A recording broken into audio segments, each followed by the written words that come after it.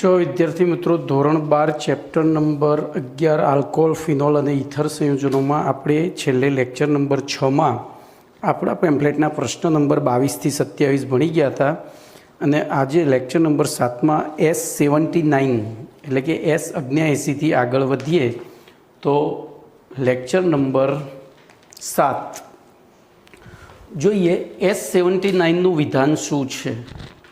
તો S79 એવું કહે છે ઇથેનોલ કરતાં ફિનોલની એસિડિક પ્રબળતા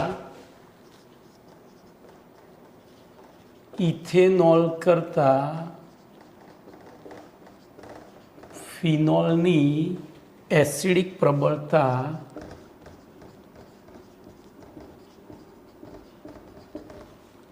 કેટલા ગણી છે, આવો પ્રશ્ન છે। જો હવે એકચ્યુઅલી આને પ્રેક્ટિકલી પુરવાર કરી શકાય, પણ આપણને 1 માર્ક્સમાં પૂછ્યો હોય તો એને પુરવાર કરવા જવાની જરૂર નથી, સીધો જવાબ જ લખી દેવાનો 10 લાખ ગણી છે। કેટલી? 10 લાખ ગણી। ઇથેનોલ કરતાં ફિનોલની એસિડિક પ્રબળતા 10 લાખ ગણી વધારે છે। ચલો એના પછી બીજો એસક્યુ છે, ફિનોલના 5 સંસ્પંદન બંધારણો પૈકી કેટલા સંસ્પંદન બંધારણો અસ્થાયી છે? S80 ફિનોલના 5 સંસ્પંદન બંધારણો પૈકી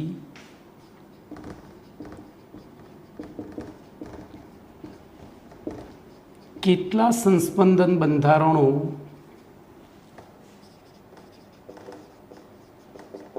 અસ્થાયી છે? કેમ? તો જો ગઈકાલે મેં આ જ્યારે આગળના લેક્ચરમાં ચર્ચા આની કરી ગયો છું ઓલરેડી, એમાં 5 સંસ્પંદન બંધારણ મળે છે, એમાંથી 3માં ઓક્સિજન ઉપર ઋણ વીજભાર હતો ફિનોક્સાઇડ આયનમાં, 2માં પહેલા અને છેલ્લામાં, બાકીના 3માં શું થતું હતું? તો અહીંયા અથવા અહીંયા અથવા અહીંયા, એટલે કે ઓર્થો પેરા અથવા ઓર્થો સ્થાન ઉપર ઋણ વીજભાર હતો।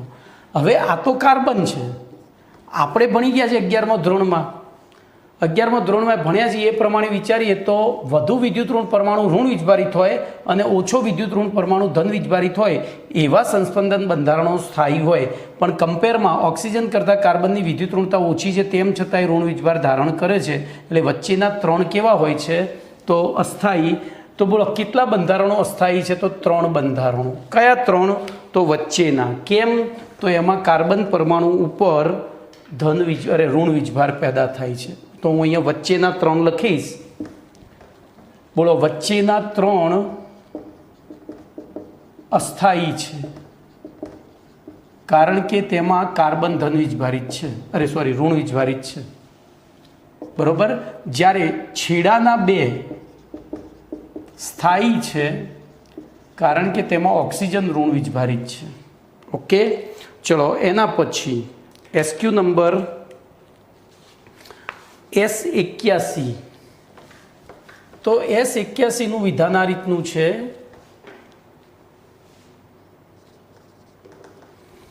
ફિનોક્સાઇડ આયનના 5 સંસ્પંદન બંધારણો પૈકી કેટલા બંધારણો સ્થાયી છે? અને 1 મિનિટ ભાઈ, મારી ભૂલ થઈ, મેં અહીંયા ઉપરનો જવાબ ફિનોક્સાઇડ સમજૂતી જ તમને ફિનોક્સાઇડની આપી દીધી, આપણે ફિનોલની વાત કરવાની હતી।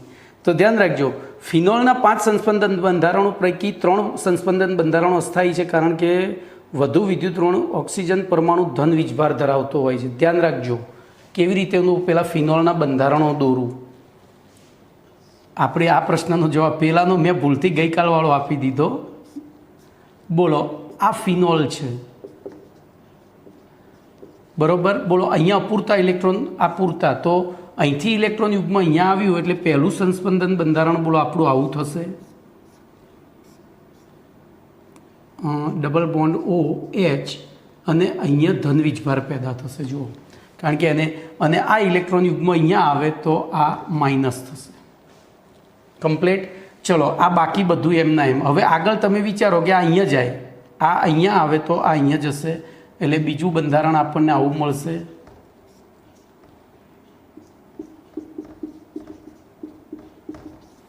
અને અહીંયા ઋણ અબંધકારક ઉપર એટલે ઋણ આવશે, એ પાછો અહીંયા જાય તો આ અહીંયા આવે, તો આપણને ચોથું બંધારણ આવું મળશે.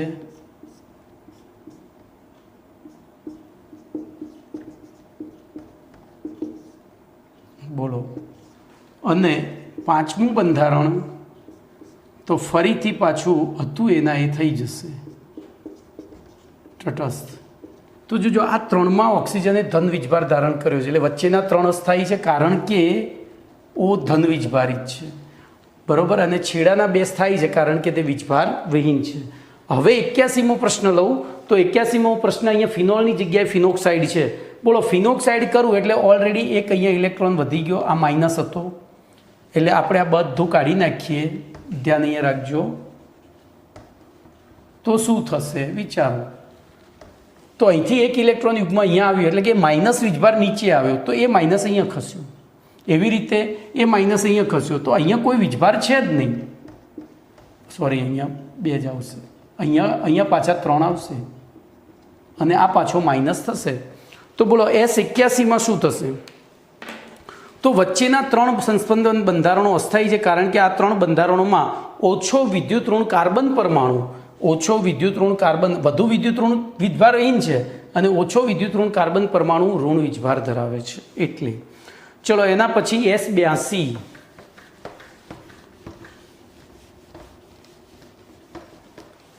S82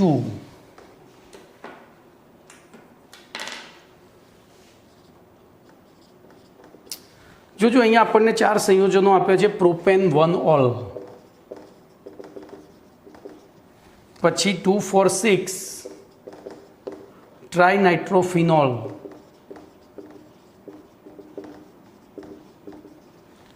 પછી 3 નાઇટ્રોફિનોલ,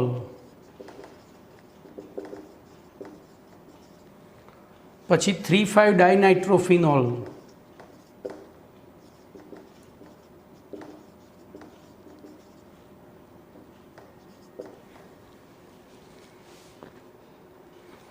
ફિનોલ અને 4 મિથાઇલ ફિનોલ. બોલો, આટલા બંધારણો છે, એમને એસિડિક પ્રબળતાના ચડતા ક્રમમાં ગોઠવવાના છે આટલા સંયોજનોને. તો જોજો જ્યારે પણ આવો પ્રશ્ન આવે ને ત્યારે એના બંધારણ દોરવાના.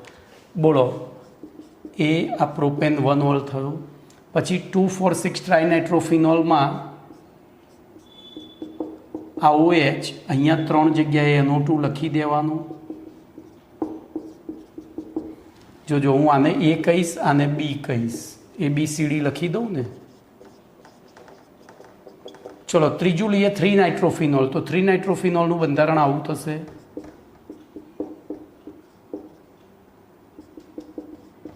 આને C કહું.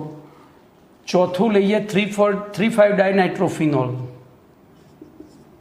બોલો, એનું બંધારણ આવું થશે.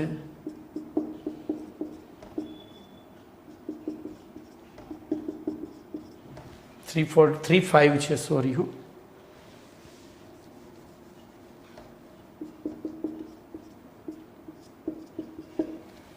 અને પાંચમું છે ખાલી ફિનોલ ઈમાં,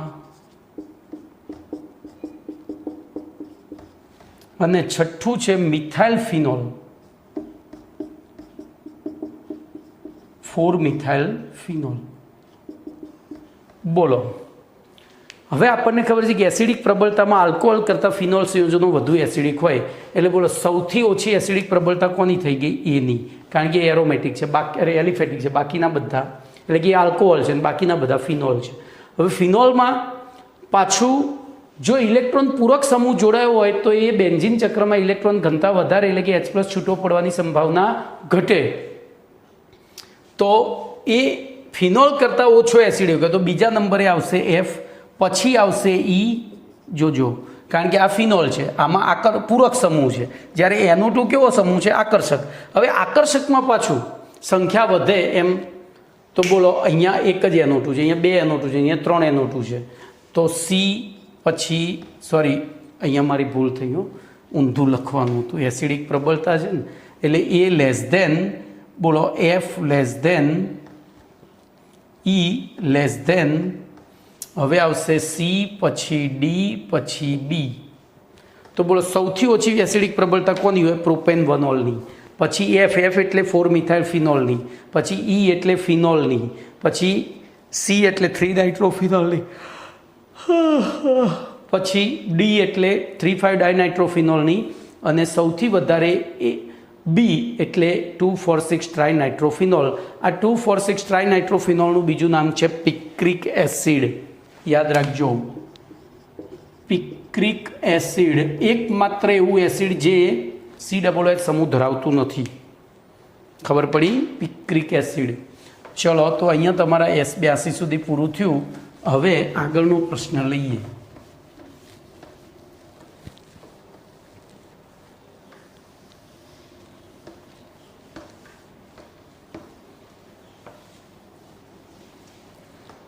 તો પ્રશ્ન નંબર 28, એનું વિધાન છે આલ્કોહોલ અને ફિનોલમાંથી એસ્ટરની બનાવટ. આલ્કોહોલ અને ફિનોલમાંથી એસ્ટરની બનાવટ. ટૂંકમાં એસ્ટરીકરણ પ્રક્રિયા.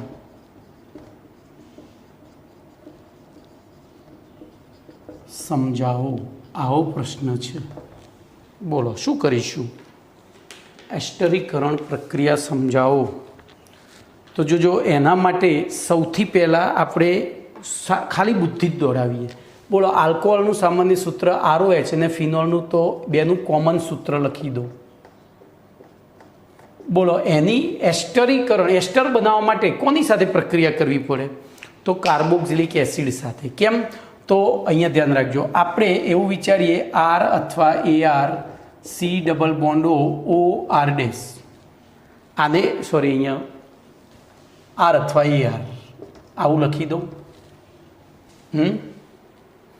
તો આ એસ્ટર થયું. એસ્ટરમાં બે વસ્તુ છે. જોજો, અહીંથી આ બંધ તોડી આની સાથે OH જોડીએ અને આની સાથે H જોડીએ તો આ થયો આલ્કોહોલ, આ થયો એસિડ. તો ટૂંકમાં આલ્કોહોલમાંથી એસ્ટર બનાવવો છે તો આલ્કોહોલની કોની સાથે પ્રક્રિયા કરવી પડે? કોની સાથે પ્રક્રિયા કરવી પડે? એસિડ સાથે.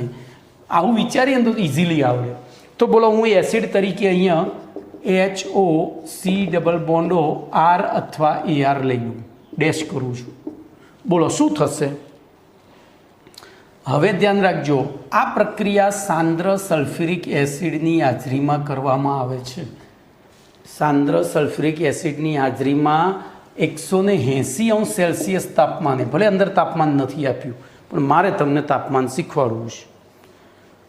તો જોજો, હવે સલ્ફ્યુરિક એસિડ છે પ્રબળ ભેજ શોષક છે, એટલે પાણી શોષવા પ્રયત્ન કરશે. ધ્યાન અહીંયા રાખજો ભાઈ, આ પ્રશ્ન બહુ જ મહત્વનો છે, એટલે હું શાંતિથી કુલ માઇન્ડેડ જઈ રહ્યો છું. બોલો, પાણી શોષવાનો પ્રયત્ન કરશે તો પાણી અહીંયા બે જગ્યાએથી મળે છે. એક અહીંયા પાણી બને, જુઓ,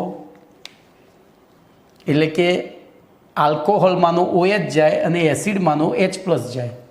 સોરી, અહીંયા મેં ભૂલ કરી. આલ્કોહોલમાંનો OH અને એસિડમાંનો H. બોલો, પાણી બન્યું. અથવા આલ્કોહોલમાંનો H અને એસિડમાંનો OH જાય. પણ પ્રશ્ન એ છે કે આ બેમાંથી કઈ રીતે પ્રક્રિયા થશે? તો આ પ્રશ્ન વારંવાર પૂછાઈ ગયેલો પ્રશ્ન છે GNETમાં. આપણા મગજમાં એવું ઘર કરી ગયું છે કે એસિડ, હવે આલ્કોહોલ કરતાં કાર્બોક્સિલિક એસિડ, તો આપણે એને નામ જ એસિડ આપ્યું છે, એનો મતલબ કે આલ્કોહોલ કરતાં તો વધુ એસિડિક છે જ, અને એ H+નું દાન કરે ને પેલો OHનું, એટલે કે મેં જે બ્લુ બોક્સ દોર્યું છે એ પ્રમાણે પ્રક્રિયા થવી જોઈએ. પણ વાસ્તવમાં સાંદ્ર સલ્ફ્યુરિક એસિડની હાજરીમાં એ બ્લેક બોક્સ તરીકે પ્રક્રિયા થાય છે. આનું કારણ છે કે જોજો, આલ્કોહોલ કે ફિનોલ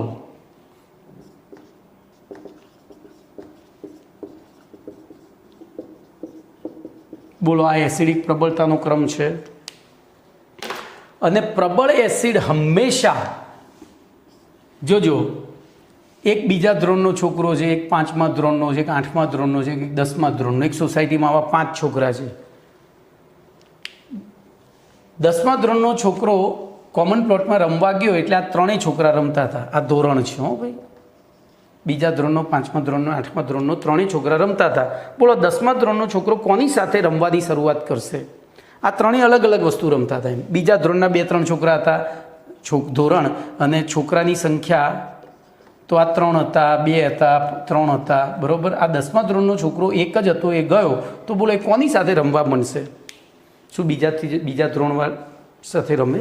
ના. એ તો હંમેશા પોતાની નજીકની પ્રબળતાવાળા વ્યક્તિ સાથે આપણે પ્રક્રિયા કરીએ છીએ. એમ સલ્ફ્યુરિક એસિડ પ્રબળ એસિડ છે એટલે એ આની સાથે આ એસિડ તરીકે વર્તશે, ના બેઝ તરીકે વર્તશે.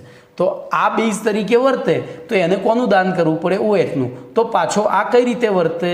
તો કે એસિડ તરીકે. ખબર પડી કે નહીં આ વસ્તુથી? તો અહીંયા બ્લેક બોક્સ પ્રમાણે પ્રક્રિયા થાય છે, એટલે કે એસિડનો OH- અને આલ્કોહોલનો RH-. તો આપણને નિપજ તરીકે RAR પછી O પછી સીધો જ C જોડાય, ડબલ બોન્ડ O R', જોજો આમાંથી કયો MCQ પૂછાયો છે. તો અહીંયા OA અને OB લખીને આપી દે અને પછી MCQ પૂછે કે અહીંયા ઓક્સિજન A એ આખી પ્રક્રિયા આપી હોય, બરાબર. અહીંયા AB લખ્યો હોય, A અને B. તો નિપજમાં બોલો જોજો અહીંયા ABCD, અહીંયા A આપ્યો હોય, અહીંયા B આપ્યો હોય ને અહીંયા C આપ્યો હોય. તો નિપજમાં આવા 4 ઓપ્શન આપ્યા હોય. પહેલો અહીંયા A B હોય, પછી બીજો હોય C B હોય, એટલે કે બે આના, પછી A અથવા B બંને હોય. અહીંયા ABCD લખીએ તો A અને B બંને અને D નક્કી કરી શકાતું નથી. તો જવાબ તમારો શું આવશે? તો ખાસ યાદ રાખજો, અહીંયા રેડિયો સક્રિય ઓક્સિજનનો ઉપયોગ કરી આલ્કોહોલમાં ઓક્સિજન 18 ઉમેરી અને આ પ્રક્રિયા પુરવાર કરેલી છે કે આલ્કોહોલ અને ફિનોલની એસ્ટરીકરણ પ્રક્રિયા દરમિયાન આલ્કોહોલ કે ફિનોલ એસિડ તરીકે વર્તે છે, એટલે કે એમાંથી H+નું દાન થાય છે અને O પડ્યો રહે. એ Oની હાજરી અહીંયા એસ્ટરમાં જોવા મળે છે. દાખલા તરીકે બ્લ્યુ પ્રમાણે થતું હોત તો બ્લ્યુ પ્રમાણે એ O ક્યાં ગયો હોત? પાણીમાં. ક્યાં ગયો હોત? પાણીમાં. પણ એ ક્યાં આપણને જોવા મળ્યો? તો એસ્ટરમાં. એનો મતલબ કે આ પ્રક્રિયામાં શું થાય છે? કમ્પ્લેટ. તો પ્રક્રિયા પૂરી થઈ ગઈ, મારે કંઈ સમજાવવાનું રહ્યું નહીં. હવે તમારું ઉદાહરણ લખવાના રહ્યા. તો એક આદુ આલ્કોહોલનું ઉદાહરણ લો. એવી રીતે બીજી જોજો, હજુ આ એક પ્રક્રિયા એક જ થઈ, હજુ બીજી પ્રક્રિયા છે. આ એસિડની જગ્યાએ આપણે એસિડ એનહાઇડ્રાઇડ લઈએ, ધ્યાન રાખજો. R અથવા ArOH વત્તા RCO twice O, acid anhydride. તો એવી પરિસ્થિતિમાં શું થશે? અહીંથી H જશે, એટલે આના જોજો RCO ને હું આ રીતે લખી શકું, એ અહીં. તો અહીંથી આમ જાય અને હવે અહીંયા કોઈ ફરક નહીં પડે કારણ કે આ બે જગ્યાએ એવું. તો પછી આપણને એસિડના 2 અણુ જોજો, આની સાથે શું થશે? એક બાજુ એસિડ મળશે. ધારો કે આ માઇનસ ડેલ્ટા પ્લસ ડેલ્ટા થયું, આ પ્લસ ડેલ્ટા માઇનસ ડેલ્ટા થયું. તો આ પ્લસ છે, આ માઇનસને આકર્ષે ને આ માઇનસ અહીંયા આકર્ષાય. તો બોલો RAR અને O સાથે શું જોડાયો? સીધો જ C double bond O R જોડાયું. એ આ 2 જોડાયું, જુઓ, સોરી અહીંયા O રહી ગયું. અને આની સાથે શું જોડાયું? તો RC ડબલ બોન્ડ OH, એ આ 2 જોડાયા. હું બ્લેક પેનથી રાઉન્ડ કરું, બોલો RC ડબલ O અને H કમ્પ્લેટ. તો એવી પરિસ્થિતિમાં પણ આપણને એસ્ટર અને એસિડનું મિશ્રણ મળે છે. ચલો ત્રીજી રીતમાં R અથવા ARની આલ્કોહોલ અથવા ફિનોલની RCOCl સાથે પ્રક્રિયા કરીએ. બોલો RCOCl સાથે પ્રક્રિયા કરીએ. COCl નહીં, COCl જ આવશે, સોરી. બોલો એસિડ ક્લોરાઇડ સાથે પ્રક્રિયા કરીએ તો શું થાય? તો એસિડ ક્લોરાઇડ સાથે પ્રક્રિયા કરીશું એટલે બોલો આ H અહીંથી Cl ને લઈને જતો રહે, -HCl. શું બન્યું કહો તો? બોલો હું અહીંયા ડેશ રાખું તો આ રીતની નિપજ મળે. હવે ભાઈ ત્યાં છાપવાની થોડી ભૂલ છે. એસિડ ક્લોરાઇડમાં 2 O છપાઈ ગયા છે, એ ભૂલ સુધારજો. એસિડ ક્લોરાઇડમાં 2 O છપાઈ ગયા છે, એ ભૂલ સુધારજો, બરાબર. વચ્ચેનો એક O કાઢી નાખજો. એસિડની ઉપર લખેલો O છે એ કાઢી નાખજો. तो जो हवे हूँ आखी प्रक्रिया मैं बोर्ड पर लखी है, अहींयाथी समजावुं छुं। बोलो, आल्कोहोल और फिनोल संयोजनों की कार्बोक्सिलिक एसिड्स अथवा तो एसिड क्लोराइड अथवा तो एसिड एनाइड्राइड संयोजनों साथे प्रक्रिया करवाथी आपने अनुवर्ती एस्टर प्राप्त थाय छे अथवा तो अनुवर्ती एस्टर बनावे छे।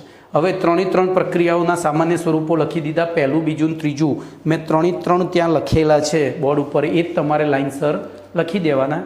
अने पछी पहलानी चर्चा करिए कि आल्कोहोल के फिनोल कार्बोक्सिलिक एसिड के एसिड एनाइड साथे प्रक्रिया प्रतिवर्ती है। जो पहली बे प्रक्रियाओ प्रतिवर्ती है। आथी आ प्रक्रिया सांद्र सल्फ्यूरिक एसिडनी अल्प मात्रानी हाजरीमां करवामां आवे छे, जेथी आ प्रक्रिया दरमियान उत्पन्न थतुं हवे प्रतिवर्ती छे एटले शुं थाय? बोलो, प्रतिवर्ती होय तो शुं थाय? निपज ओછી मळे। तो आपणे उत्पन्न थता पाणीने सल्फ्यूरिक एसिडनी हाजरीमां शोषी लईए तो शुं थाय? तो निपजनी पाणी निपज तरीके मळतुं तो ए वपराई गयुं तो लस अटेलना नियम प्रमाणे निपजनी सांद्रता घटी तो प्रणाली शुं करशे? एने वधारवा माटे पुरोगामी दिशानो वेग वधारशे। तेथी बोलो, अहींया आपणे सल्फ्यूरिक एसिडनी हाजरीमां प्रक्रिया पुरोगामी दिशामां थाय अने निपज तरीके आपणे शुं मळे? अनुवर्ती एस्टर मळे पहली बे प्रक्रियाओमां। चलो, त्रीजी प्रक्रियामां आल्कोहोल के फिनोलनी एसिड क्लोराइड साथे प्रक्रियाने एसिटिलेशन प्रक्रिया कहेवाय। अने एसिटिलेशन प्रक्रिया ए पिरिडीन बेઝની हाजरीमां करवामां आवे। जोजो, हवे आमां तमे मने एम कहो के पिरिडीन बेઝ अंदर ચોપડીમાં નથી લખ્યું, आ બધું મેં વધારાનું એડિશનલ કર્યું છે। तो केम पिरिडीन बेઝ वापर्यो? तो जो बाय प्रोडक्टमां शुं वपराय छे? उत्पन्न थाय छे। पहेलामां जेम पाणी उत्पन्न थतुं तो एम बीजामां शुं उत्पन्न थयुं छे? पहेला बेमां पाणी उत्पन्न थतुं तो एम बीजा बेमां शुं उत्पन्न थाय छे? बोलो। तो बीजी छेल्ली प्रक्रिया में HCl उत्पन्न थाय। HCl स्वभावे एसिड है। जो आपणे एसिड ने वापरी नाखीए तो निपजनी सांद्रता घटे, तेथी लस अटेलना नियम प्रमाणे पूर्वगामी दिशानो वेग वधे अने पूर्वगामी दिशानो वेग वधारवा HCl वापरवा माटे आपणे बेઝ, निर्बळ बेઝ पिरिडीन वापरीए छीए। बरोबर। चलो, हवे एक उदाहरण अहींया आप्युं छे सेलिसिलिक एसिडनी एसिटिलेशन प्रक्रिया द्वारा एस्पिरिन एटले एसिटाइल सेलिसिलिक एसिड। तो जो आपने ये परिवर्तन पूछाय छे जे आपणे व्यवस्थित रीते करीशुं, लखीशुं।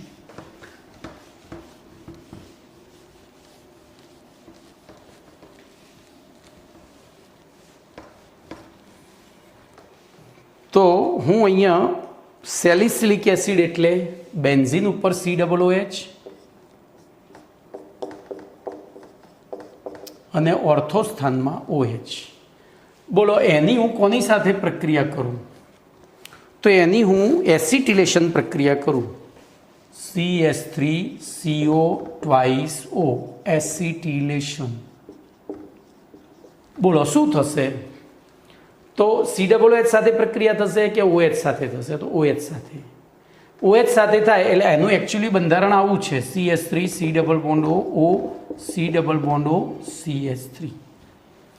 આ બેમાંથી એક બંધ તૂટે। બોલો, આ માઇનસ ડેલ્ટા પ્લસ ડેલ્ટા થયો, અહીંથી OH બંધ તૂટે, માઇનસ ડેલ્ટા પ્લસ ડેલ્ટા થયો, તો આ અહીંયા આકર્ષાશે, આ અહીંયા આકર્ષાય। તો બોલો, અંતિમ નિપજ તરીકે આપણને શું મળે? તો ઉપર તો COOH એમના એમ જ રહ્યો, નીચે O, પછી આ આકર્ષાયો તો જો અહીંથી આ ભાગ તો COCH3 અને પેલામાં આની સાથે સીધો H જોડાયો તો CH3COOH। તો આનું નામ એસ્પિરિન છે।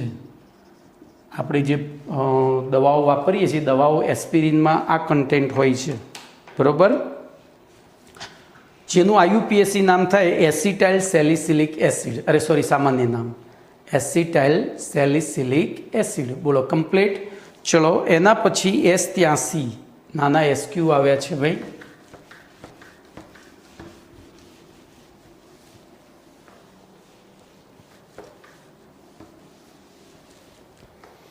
तो S83 नु विधान छे फिनोलनी कया प्रक्रियको साथेनी प्रक्रियामां फिनोलनी कया प्रक्रियको साथेनी प्रक्रियामां CO બંધ તૂટે છે। બોલો. તો આ પ્રશ્નનો જવાબ વિચારવાનો જ, ગોખવાનો નથી. બોલો, ફિનોલ એટલે ફિનાઇલ ચક્ર સાથે O અને H, અને આ બંધ CO બંધ છે. બોલો, કયા સંયોજનોમાં CO બંધ તૂટે? તો જેમાં OH જતો હોય એમાં. બરોબર. હવે OH ક્યારે? તો ફિનોલ કઈ રીતે વર્તે? તો બેઝ તરીકે. હવે બેઝ તરીકે ક્યારે વર્તે? તો એની પ્રબળ એસિડ સાથે પ્રક્રિયા કરીએ ત્યારે. ખબર પડી? હા. હવે પ્રબળ એસિડ સાથે પ્રક્રિયા કરવા જઈએ તો બોલો, તો એ પોતે એસિડ છે. પ્રબળ એસિડ સાથે પાણીનું અણુ દૂર કરે. હવે પ્રબળ એસિડ તો કયા? આપણે 3 જ છે આપણી પાસે: sulphuric acid, nitric acid, hydrochloric acid. એ ત્રણેયમાંથી એકે પ્રક્રિયા નથી કરતા. તો એના માટે હવે ગોખવું પડે કે ફિનોલની, જો યાદ રાખજો, 11મા ધોરણમાં આવી ગઈ છે. ઝીંક ડસ્ટ સાથે ગરમ કરો એટલે વચ્ચેથી આ O છે ઝેણીઓ લઈને જતો રહે. એટલે એકચ્યુઅલી આ પ્રશ્નમાં CO અને OH બંને બંધ તૂટે છે. આ બે બંધ તૂટે, O જતો રહે, શું બને? -ZNO, અને નિપજ તરીકે આપણને શું મળી જાય? બેન્ઝીન. તો ફિનોલમાંથી બેન્ઝીન બનાવવાની રીતમાં આ પ્રશ્ન આવ્યો હતો 11મા ધોરણમાં. ઓકે, ચલો એના પછી બોલો, આલ્કોહોલની કયા પ્રક્રિયકો સાથેની પ્રક્રિયામાં CO બંધ તૂટે છે? ફિનોલની જગ્યાએ આલ્કોહોલ.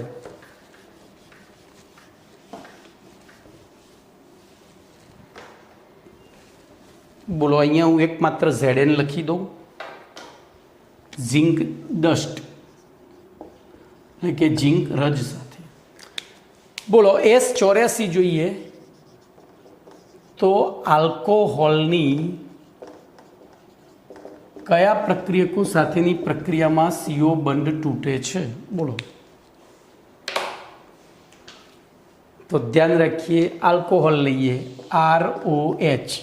બોલો, એમાં આ CO બંધ તૂટી જાય અને પછી નવો સમૂહ આવે તો આ પ્લસ ડેલ્ટા માઇનસ ડેલ્ટા થાય. તો આવનારો સમૂહ શું જોઈને આવે? તો કેન્દ્રાનુરાગી પ્રક્રિયકો જોઈને આવે. એટલે કેન્દ્રાનુરાગી પ્રક્રિયકો તો એ તો આપણે ટ્રીક ભણ્યા છીએ 7મા પાઠમાં. બોલો, હું આની પકલાને શોકલીના 12 પક્ષેથી લાફો માર્યો એટલે હકશું છું. યાદ આવે છે? તો આ 5 પ્રક્રિયકો સાથે એ કઈ પ્રક્રિયા દર્શાવે? કયો બંધ તોડે? તો પકલાને શોકલીના 12 પક્ષેથી લાફો માર્યો એટલે હકશું છું, એમાં CO બંધ તૂટે છે. 10મા પાઠમાં આવી ગયું. ચલો એના પછી જો આ પ્રશ્નો પૂછાય તો આપણે 10મા ચેપ્ટર પ્રમાણે લખી નાખવાની. આ પ્રક્રિયાઓ પૂછાય તો. હવે આગળ પ્રશ્ન નંબર 29 લઈએ. જો હવે બધું જ તમારે સમજીને કરવાનું છે, કશું ગોખવાનું નથી ભાઈ, એટલું કહું. તમે જેટલું સમજશો ને એટલું જીનીટ આવડશે, બીજું કંઈ નહીં. તો પ્રશ્ન નંબર 29, આલ્કોહોલની HX સાથેની પ્રક્રિયા જણાવો.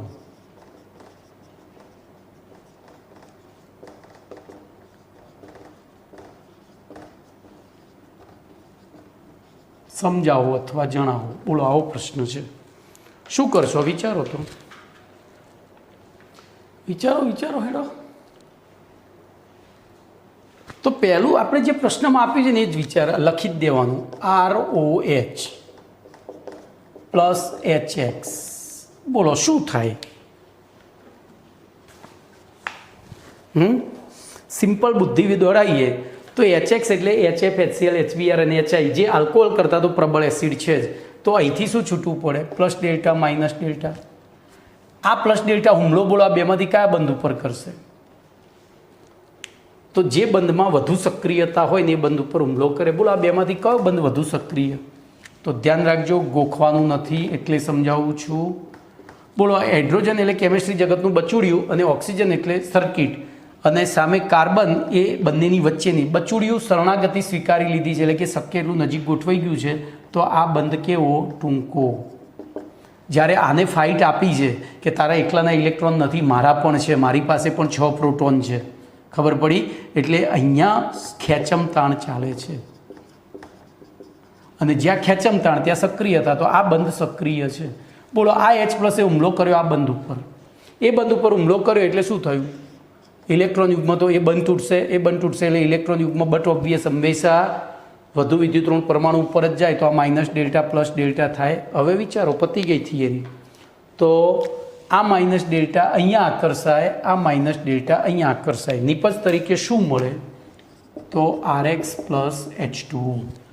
લોકો ગોખે છે, ગોખશો તો ગાંડા થશો, બરાબર? ના ગોખીએ તો ઘણું બધું આવડે. ચલો હવે ધ્યાન અહીંયા રાખજો, આપણે પ્રક્રિયા તો સમજી ગયા, પણ બીજું કંઈક શીખીએ. HXમાં હજુ ઘણું બધું છે ને. બોલો પહેલો HF, HCl, HBr અને HI. બોલો HF હોય તો શું આ પ્રક્રિયા કરે ખરો? તો ના કરે, કારણ કે HFનો બંધ સૌથી ટૂંકો ઉપરથી નીચે, જો H એના એ છે, ફૂલકલી બહાર આવી ઉપરથી નીચે તરફ જે એમ બંધ કેવો થતો જાય? લાંબો થતો જાય તો H+ સરળતાથી છૂટો પડે, એટલે કે આ બંધ સહેલાઈથી તૂટે. તો એવી પરિસ્થિતિમાં HF આ પ્રક્રિયા દર્શાવતો નથી. ચલો આ બે જણા સરળતાથી દર્શાવે છે, આ બે જણા સરળતાથી દર્શાવે છે. તો એની પ્રક્રિયા પ્રમાણમાં મુશ્કેલ છે. કેવી છે? મુશ્કેલ છે. અને જે પ્રક્રિયા પ્રમાણમાં મુશ્કેલ હોય એમાં બોલો ઉદ્દીપક વાપરવો પડે સરળ બનાવવા માટે. આપણે ભણી ગયા 5મા પાઠમાં. તો અહીંયા ZnCl2નો ઉપયોગ કરવામાં આવે છે. શેનો? ઉદ્દીપક તરીકે. તો ઉદ્દીપક તરીકે ZnCl2નો ઉપયોગ કરવામાં આવે છે. તો જોઈએ, હવે મારે બીજું કંઈ કહેવાનું નથી, મારે સીધું જ બોર્ડ ઉપર લખેલું છે, બધું બોલવાનું છે કે જવાબ કઈ રીતે લખવો. તો ધ્યાન રાખજો, આલ્કોહોલ સંયોજનોની હાઇડ્રોજન હેલાઇડ સાથે પ્રક્રિયા કરતાં અનુવર્તી આલ્કાઇલ હેલાઇડ સંયોજન પ્રાપ્ત થાય છે.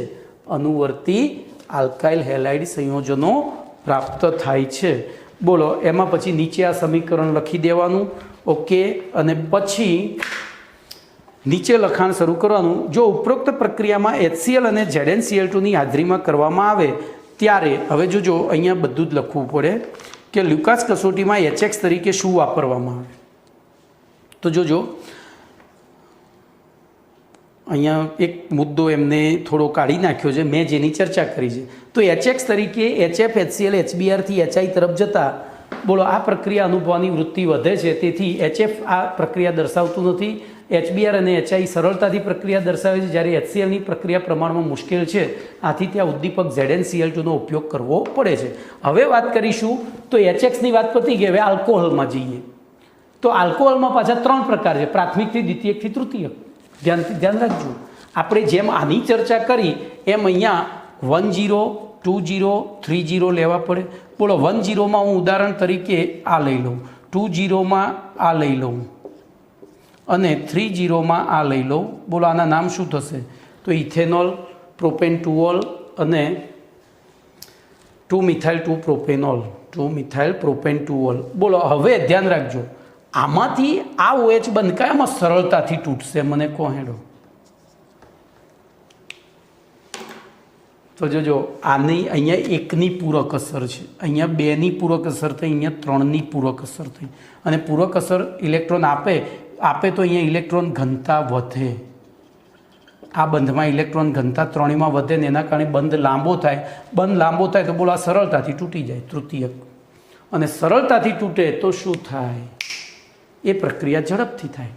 એ પ્રક્રિયા તો અહીંયા બસ આટલું જ સમજાવવાનું. આ નથી સમજાવ્યું એમને ચોપડીમાં, આપણે બધું સમજ્યા. HF થી HCl, Br અને પછી પ્રાથમિકથી, દ્વિતીયકથી, તૃતીયક. તો જોઈએ હવે, તો ઉપરોક્ત પ્રક્રિયામાં HCl અને ZnCl2ના મિશ્રણની હાજરીમાં કરવામાં આવે છે ત્યારે તૃતીયકથી, દ્વિતીયકથી પ્રાથમિક આલ્કોહોલ સંયોજનો તરફ જતા HCl સાથેની પ્રતિક્રિયાત્મકતા એટલે કે ક્રિયાશીલતામાં ઘટાડો થાય છે. ઊંધું લખીએ તો પ્રાથમિકથી, દ્વિતીયકથી, તૃતીયક તરફ જતા પ્રતિક્રિયાત્મકતા એટલે કે ક્રિયાશીલતામાં વધારો થાય છે. હવે આથી પ્રાથમિક, દ્વિતીયક અને તૃતીયક સંયોજનોની આ પ્રક્રિયા અનુભવની વૃત્તિના તફાવતના આધારે આપણે પ્રયોગશાળામાં આપેલું સંયોજન આલ્કોહોલ પ્રાથમિક છે, દ્વિતીયક છે કે તૃતીયક તે નક્કી કરી શકીએ છીએ. તે નક્કી કરી શકીએ છીએ, બરોબર. હવે જોઈએ તો આ કસોટીને જ્યારે આપણે પ્રયોગશાળામાં આ કસોટી કરીએ ત્યારે એને લ્યુકાસ કસોટી કહેવામાં આવે છે. હવે લ્યુકાસ કસોટી દરમિયાન બનતા આલ્કાઇલ હેલાઇડ સંયોજનો HCl અને ZnCl2ના મિશ્રણમાં અમિશ્રિત હોય છે. જો ZnCl2 RX અને HCl આ બધું પડી રહ્યું હોય વધારાનું, તો એમાં RX અમિશ્રિત છે. આથી ઓરડાના તાપમાને આલ્કોહોલ સંયોજનોની લ્યુકાસ કસોટી કરવામાં આવે તો ત્યારે જો તરત જ તૈલ બિંદુઓ પ્રાપ્ત થાય, તો તૃતીયક, પછી થોડા સમય પછી દ્રાવણ દૂધિયું બને તો દ્વિતીયક, અને જો દ્રાવણ ચોખ્ખું જ રહે એટલે કે પ્રક્રિયા પૂર્ણ ન થાય તો એ પ્રાથમિક. જો પ્રક્રિયા પૂર્ણ ન થાય તો એ પ્રાથમિક. તો જો અહીંયા હું તમને ટ્રીક આપીશ આ પ્રક્રિયામાં. TTT, DDD અને PPP. જો શું વિધાન છે? તૃતીયક તરત તૈલ બિંદુ આપે. એટલે કે જો આપણે લીધેલો આલ્કોહોલ તૃતીયક હોય એને ZnCl2 HClના મિશ્રણમાં ઉમેરીને સહેજ ગરમ કરીએ અને તરત તૈલ બિંદુ આપે તો એ તૃતીયક છે. એવું આપણે જે આલ્કોહોલ નાખ્યો, આપણને ખબર નથી કે આલ્કોહોલ કયો છે. આપણે આલ્કોહોલ નાખ્યો HCl ZnCl2ના મિશ્રણમાં સહેજ ગરમ કર્યો. ગરમ એટલા માટે કરવાનું છે કે પ્રયોગશાળામાં પ્રક્રિયા ઝડપી થઈ જાય, એટલે આપણને તરત 5 મિનિટમાં આમ સહેજ જ ગરમ કરવાનું. તો જો તરત તૈલ બિંદુ મળે એટલે કે TTT તો એ તૃતીયક. બરોબર, તરત તૈલ બિંદુ આપે, તૃતીયક તરત તૈલ બિંદુ આપે છે.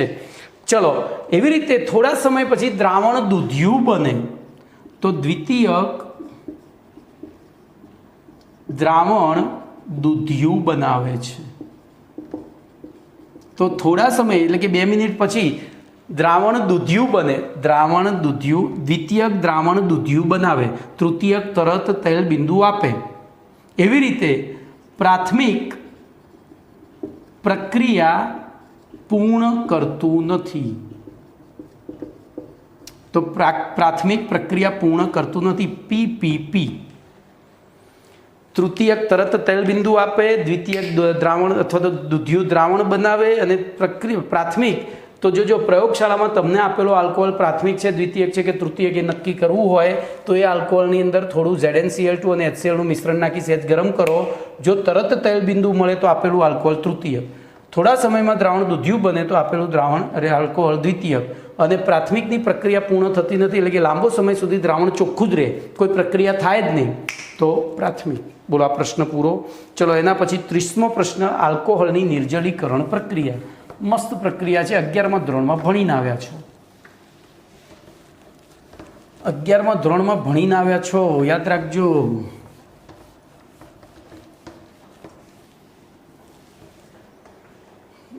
બોલો, પ્રશ્ન નંબર 30. આલ્કોહોલ સંયોજનોની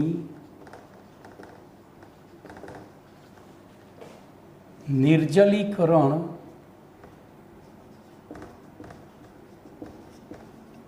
પ્રક્રિયાઓ સમજાવો. તો બુદ્ધિ વાપરો ને, બુદ્ધિ વાપરો, આપણે ગોખવું નથી. બોલો, હું સાદામાં સાદો એક આલ્કોહોલ, મેં તમને કહ્યું છે કે ઓછામાં ઓછા 3 કાર્બનવાળો આલ્કોહોલ, 2 કે 3 કાર્બનવાળો આલ્કોહોલ લેવાનો. બરોબર, અહીંયા બાકીની સંયોજકતા H વડે બતાવવાની. જો કોઈ પ્રક્રિયા ગોખવી ના હોય તો આ સરળ પ્રશ્નમાંથી જવાબ શોધવો હોય તો આ સરળમાં સરળ રીત. બોલો, નિર્જલીકરણ. નિર્જલીકરણ એટલે પાણી દૂર થવું. બોલો, આમાંથી પાણી ક્યારે દૂર થાય? વિચારો. તો મુખ્ય જો આ સંયોજનમાં મુખ્ય ક્રિયાશીલ સમૂહ આ છે, એટલે એ તો જવાનો જ છે પાણી બનાવવા. પણ એ પડોશમાંથી પોતાના કાર્બન ઉપરથી જો હાઇડ્રોજન દૂર કરે તો એક જ કાર્બન ઉપર 2 અસંયોજકતા પેદા થાય. તો એ પડોશી કાર્બન ઉપરથી શું કરશે? તો અહીંથી OH લેશે. બોલો, નિપજ તરીકે શું મળશે? તો CH3 CH double bond CH2 મળે. કમ્પ્લીટ. જોજો, હવે હું બીજી પ્રક્રિયા આની આ બીજી લઉં. બોલો, OH અહીંયા છે. આની પ્રક્રિયા પણ કરું તો જોજો અહીંયા 2 ઓપ્શન થાય. ખબર પડી? OH ની સાથે 2 H જઈ શકે તો CH3 CH double bond CH2 નિપજ એક જ મળશે. આ બાજુ H જાય તો અહીંયા ડબલ બોન્ડ, આ જાય તો અહીંથી ડબલ બોન્ડ. બોલો, હવે મારો પહેલો પ્રશ્ન, આ બેમાંથી કઈ પ્રક્રિયા સરળતાથી થશે? ચલો, ત્રીજું લઉં.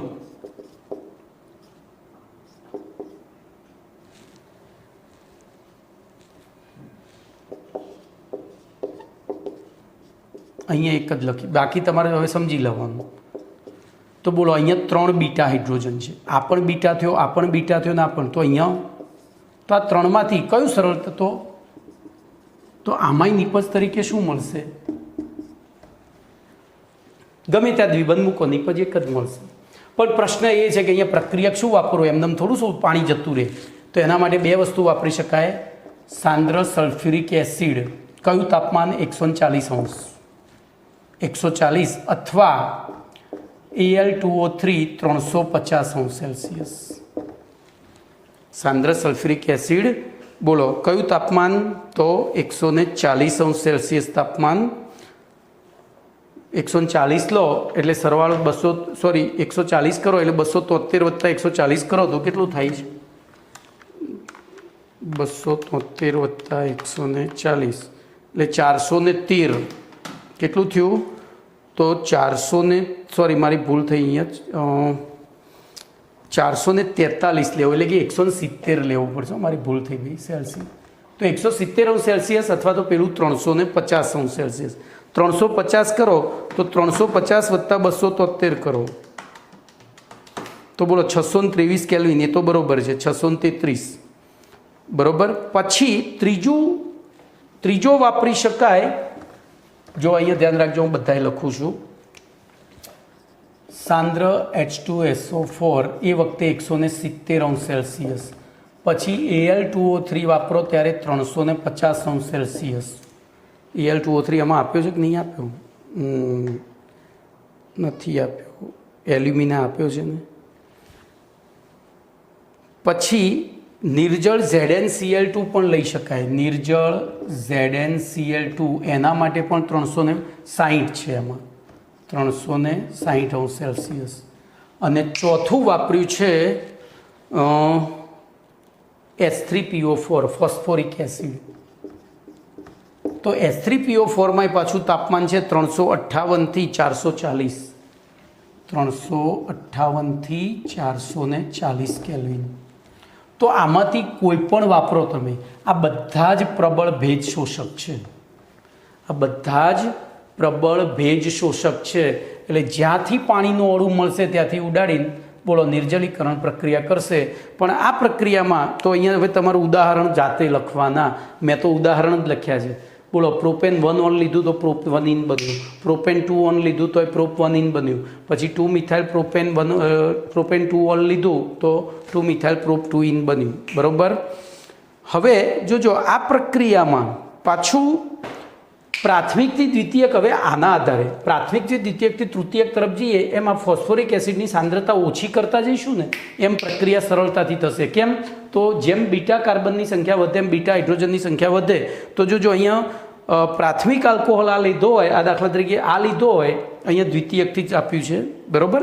તો પ્રાથમિકમાં તો H3PO4 ચાલતો જ નથી, પણ દ્વિતીયક હોય ત્યારે તમારે H3PO4 80% લેવો પડે અને તાપમાન 440 લેવું પડે. જોજો 80% H3PO4 અને 440°C તાપમાન લેવું પડે દ્વિતીયક.